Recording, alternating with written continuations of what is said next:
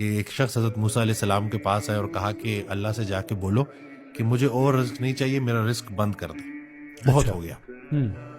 تو جانے لگے تو آگے ایک اور شخص ملا جس کے جسم پہ صرف ایک کپڑا تھا.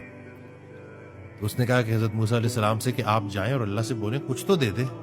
واہ.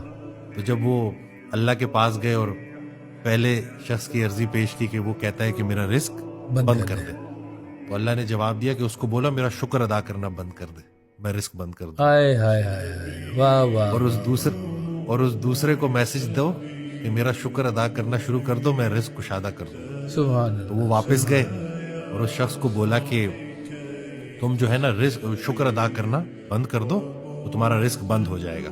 تو اس شخص نے جواب دیا کہ میرا تو ایک ایک بال اللہ کی جو احسانات میں ڈوبا ہوا ہے، میں شکر کیسے ادا کرنا بند کر دوں، میں یہ نہیں کر سکتا. سبحان اللہ. دوسرے شخص کے پاس گئے اور کہا کہ تم شکر ادا کرنا شروع کر دو. تو اس نے کہا کہ